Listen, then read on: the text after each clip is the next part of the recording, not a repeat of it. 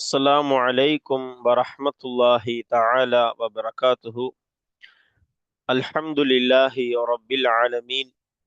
صلى الله على سيدنا محمد صلى الله عليه وسلم وعلى آله وصحابه أجمعين. ما بعد. تفسير الجلالين.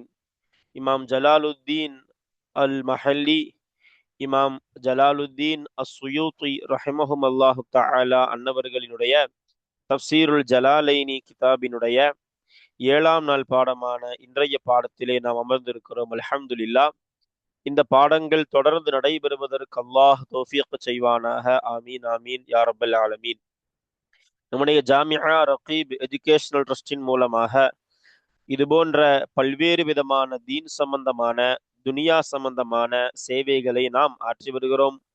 இந்த சேவைகள் எவ்வித தொய்வுமின்றி சிறப்பான முறையில் தொடர்ந்து நடைபெறுவதற்காக வேண்டி துஆ செய்யுங்கள். இன்னும் தங்களுடைய முழுமையான ஆதரவை தாருங்கள். நன்மையான காரியங்களில் நாம் அனைவரும் ஒன்று சேருவோம், ஒட்டிக்கொள்வோம். நாம் ஆற்றுகிற இந்த சேவைக்கு பொருளாதார பங்களிப்பினை செலுத்த நாடுபவர்கள் இங்கே நம்முடைய அக்கௌண்ட் டீட்டெயில்ஸ் வழங்கப்பட்டுள்ளது. அதே போன்று கியூஆர் கோடும் இங்கே வழங்கப்பட்டுள்ளது. இதன் மூலம் தங்களுடைய பொருளாதார பங்களிப்புகளை செலுத்தி கொள்ளலாம். அல்லாஹ் ரபுல் ஆலமீன் நன்மையான காரியங்களில் ஒன்று சேருகிற, முந்தி செல்லுகிற தௌஃபீகை அல்லாஹ் நமக்கு தந்தருள் புரிவானாக. ஆமீன் ஆமீன் யா ரப்பல் ஆலமீன். தப்சீருல் ஜலாலைனி கிதாபினுடைய 7ஆம் நாள் பாடமான இன்றைய பாடத்தில் நாம் பார்க்க இருக்கக்கூடிய விஷயம், ஹாமீம் ஜுசு, குர்ஆனினுடைய ஜுசுவுக்களின் வரிசையிலே ஹாமீம் என்ற 26வது ஜுசுவினுடைய முதல் சூறாவான சூரத்துல் அஹ்காஃப். இந்த சூரா குர்ஆனினுடைய சூறாக்கள் வரிசையிலே 46வது சூறாவாக உள்ளது. இந்த சூறாவினுடைய 11வது 12வது வசனத்தை தான், ஆயத்தை தான் நாம இன்றைய பாடத்திலே பார்க்க இருக்கிறோம் இன்ஷா அல்லாஹு தஆலா.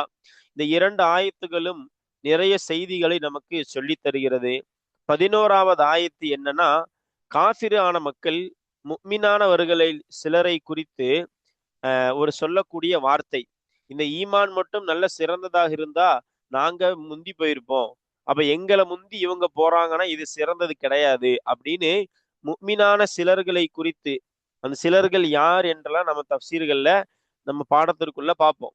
அப்ப காஃபிரானவங்க இந்த சில முஃமின்களை குறித்து இப்படி சொல்லுகிற வார்த்தையும், அதை தொடர்ந்து அல்லாஹ் காஃபிர்களை குறித்து என்ன சொல்லுவான் அப்படின்னா, இவங்களுக்கு இந்த குர்ஆன் வழிகாட்டாதனால இவங்க என்ன சொல்றாங்க, இந்த குர்ஆனு பழைய காலத்து கட்டுக்கதைன்னு சொல்லிட்டு இருக்கிறாங்க அப்படின்னு அல்லாஹ் காஃபிர்களை குறித்து சொல்லுவான் இந்த 11வது ஆயத்துல.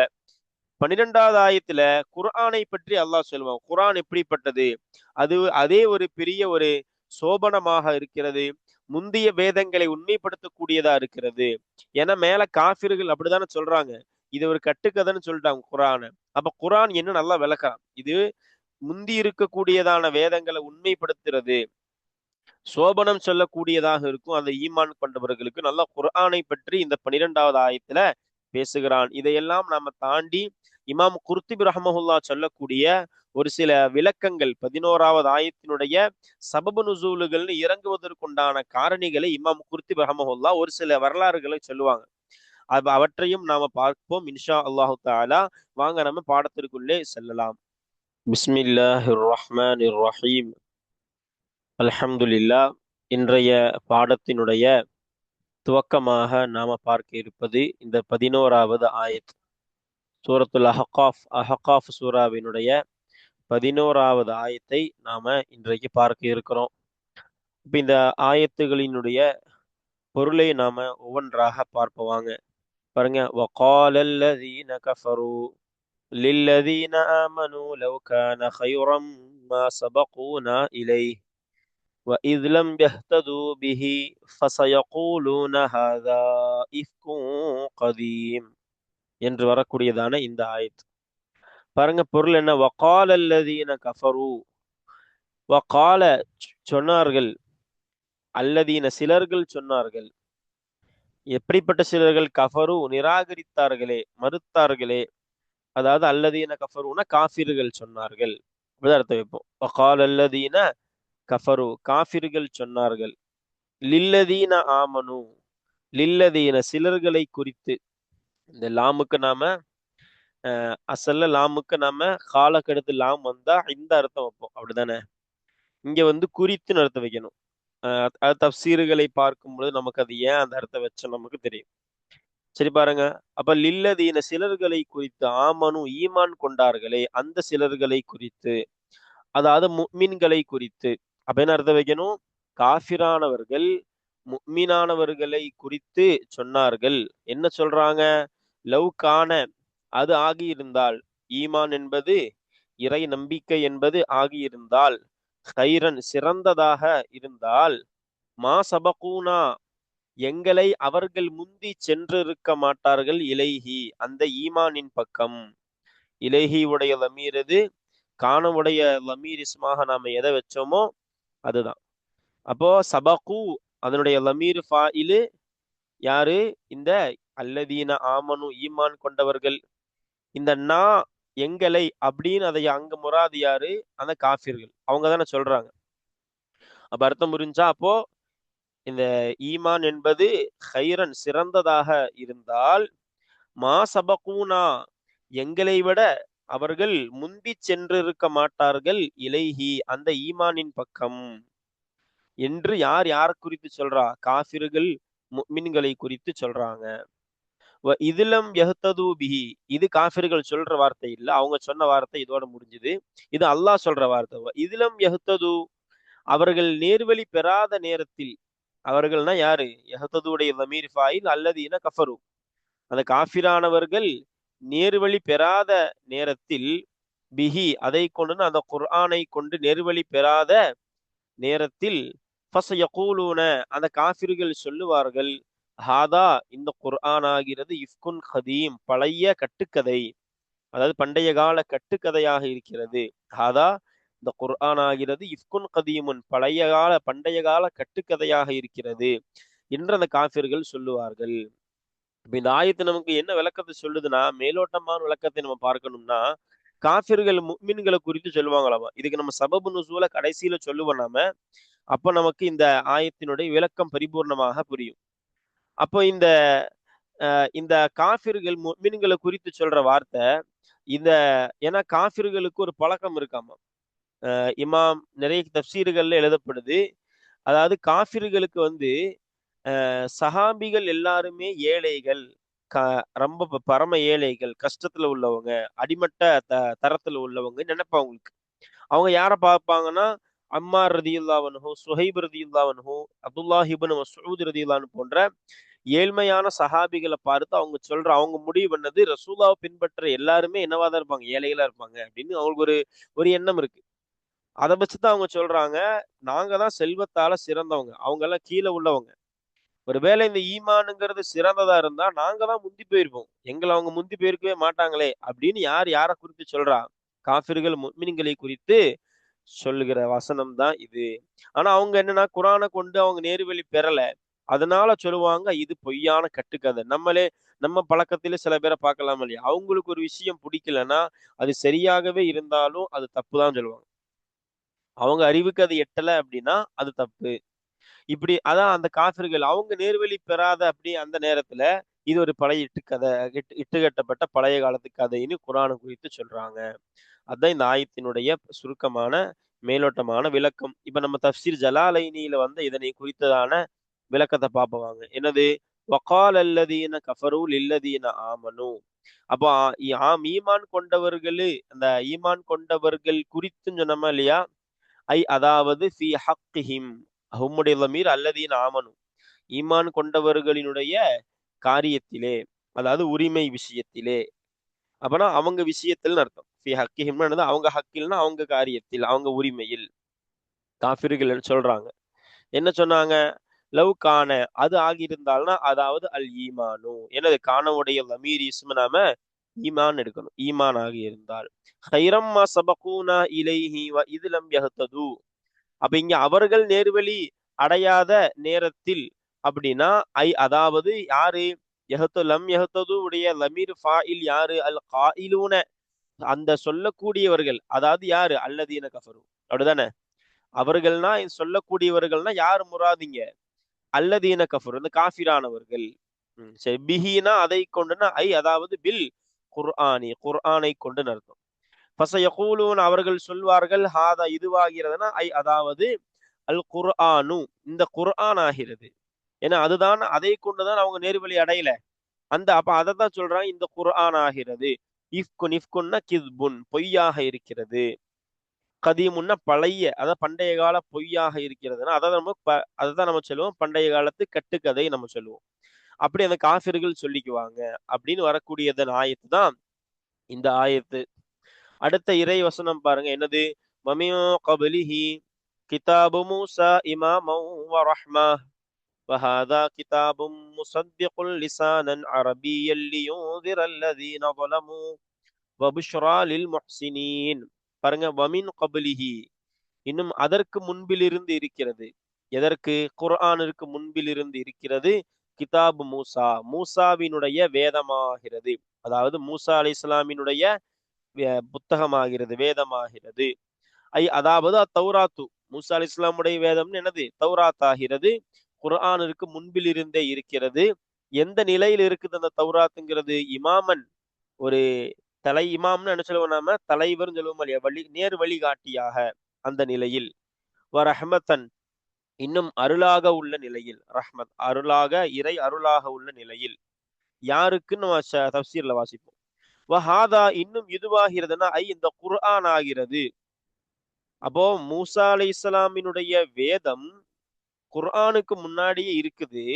ஆனா இன்னும் அது சொல்றாங்க, வஹாதா இந்த குர்ஆன் ஆகிறது, இன்னும் இந்த குர்ஆன் ஆகிறது. கிதாபுன் இது ஒரு வேதமாக இருக்கிறது.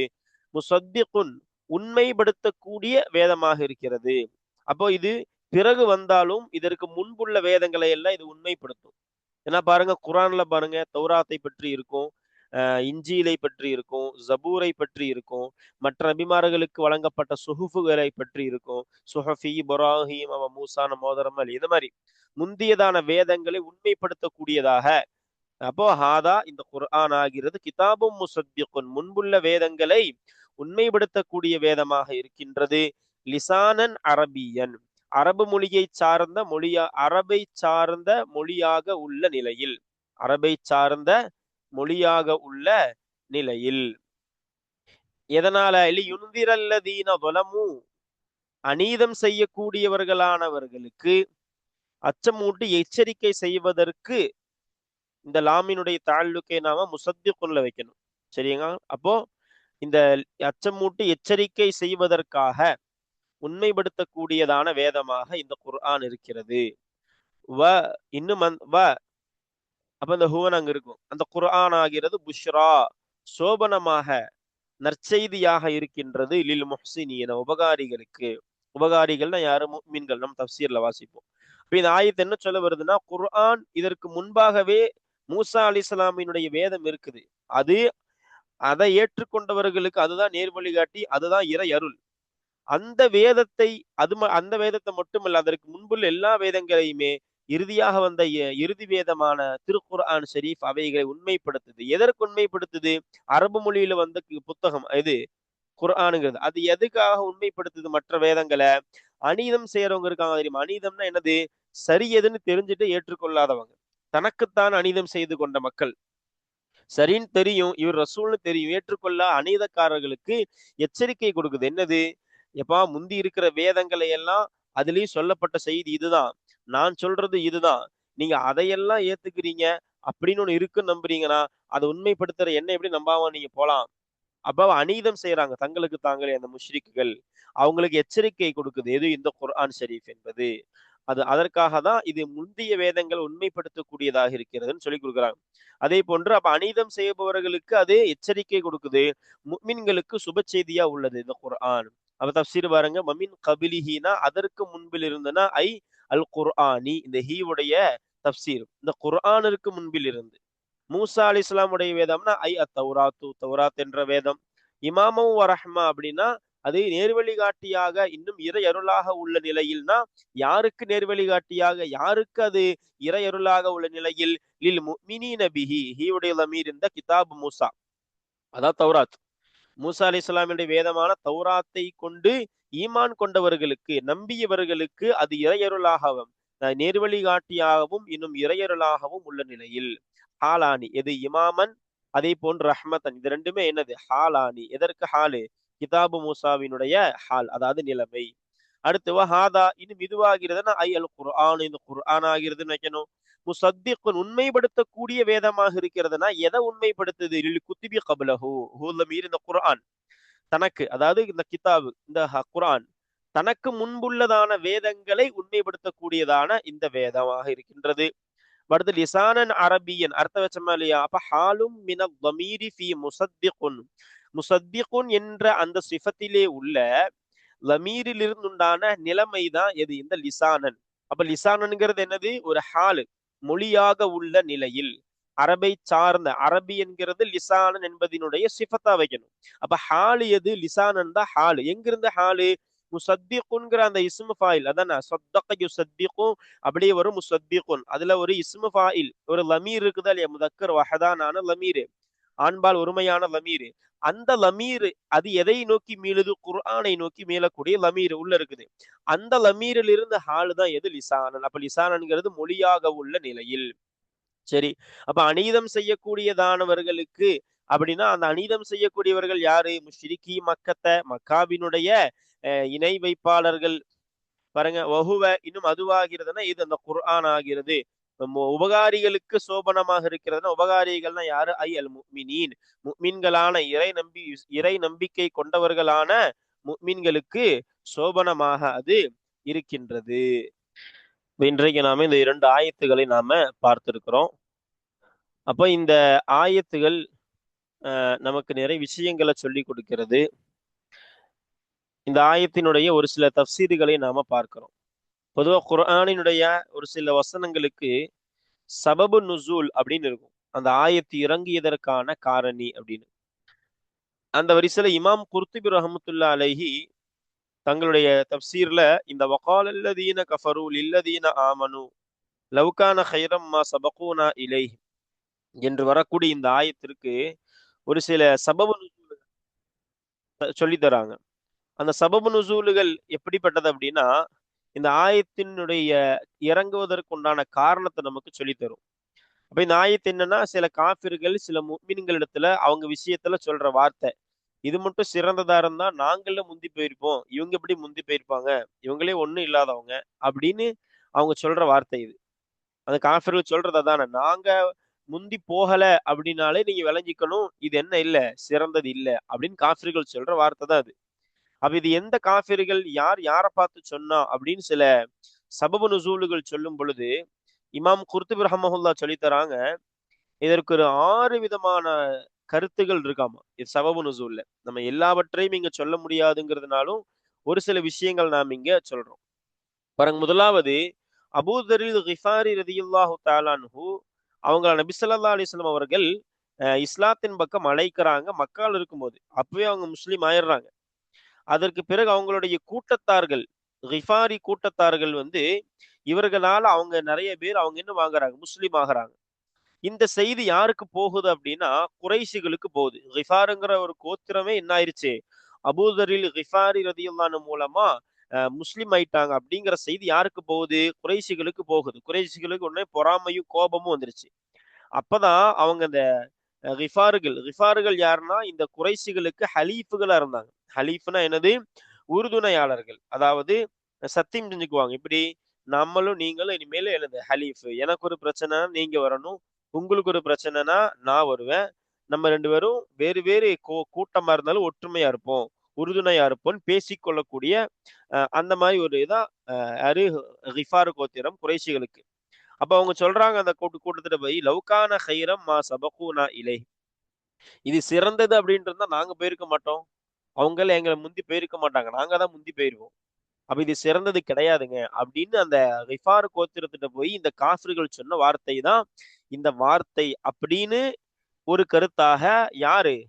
இமாம் குர்துபி ரஹ்மத்துல்லாஹி சொல்றாங்க. யார் சொன்னதாக?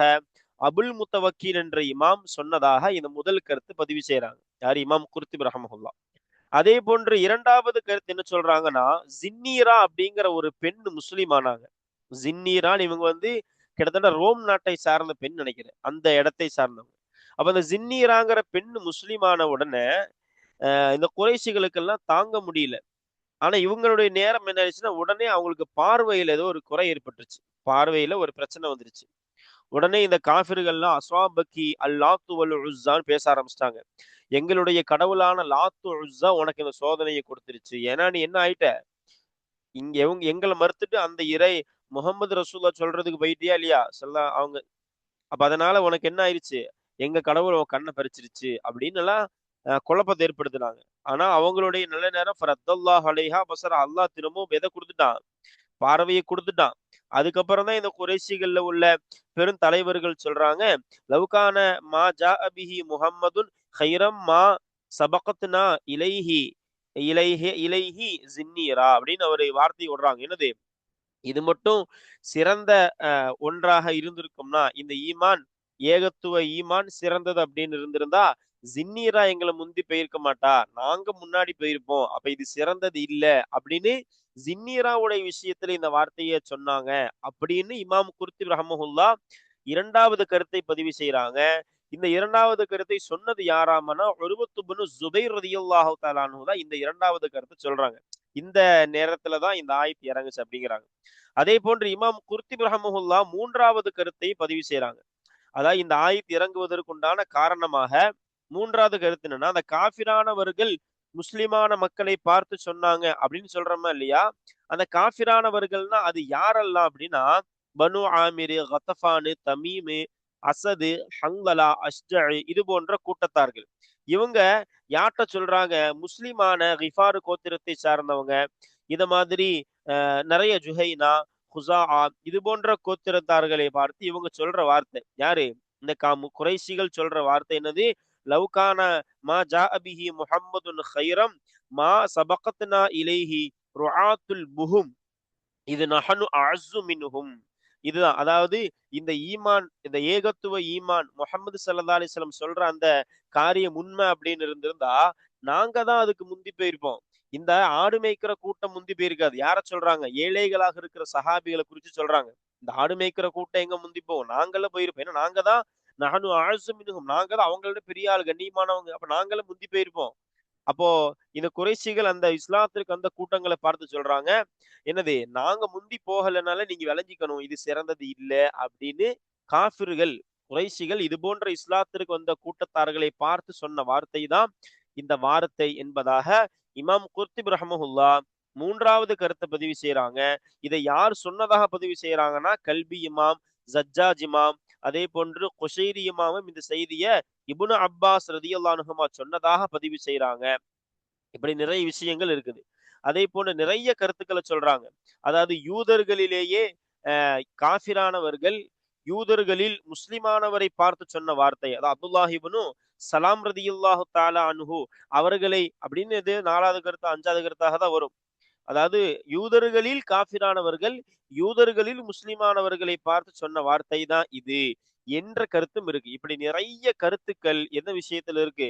இந்த 11வது ஆயத்தான வகால் அல்லதீன கஃபரு லில்லதீன ஆமனு லவ்கான கைரம் மா சபகூனா இலை என்று வரக்கூடியதான இந்த ஆயத்து இறங்குவதற்குண்டான காரணமாக இமாம் குர்த்துபி ரஹ்மஹுல்லாஹ் இது போன்ற 6 கருத்துக்களை சொல்றாங்க.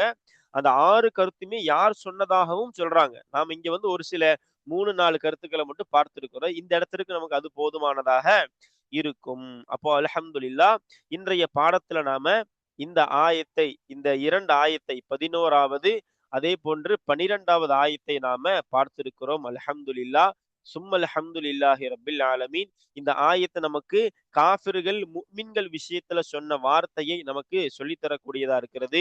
அதே போல இந்த 12வது ஆயத்து குர்ஆன் எப்படிப்பட்டது என்பதை நமக்கு சொல்லித் தரக்கூடியதாக இருக்கிறது. அல்ஹம்துலில்லாஹ். ஏன் இந்த குர்ஆனை பத்தி அல்லாஹ் இங்க 12வதுல சொல்றானா, மேல ஹாதா இஃப்குன் கதீம்னு சொல்லிட்டாங்க.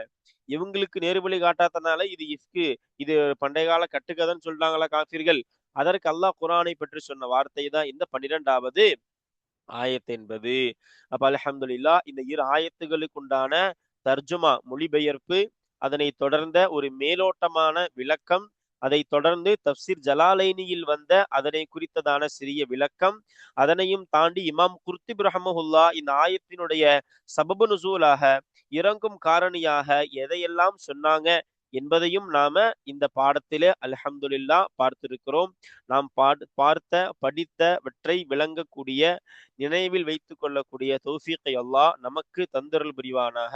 ஆமீன் யா ரப்பல் ஆலமீன். இனி வரக்கூடிய அடுத்த பாடங்களில் நாம இந்த 13வது ஆயத்தை நாம பார்ப்போம் இன்ஷா அல்லாஹு தஆலா. அஸ்ஸலாமு அலைக்கும் வரஹ்மத்துல்லாஹி தஆலா வபரகாத்துஹு.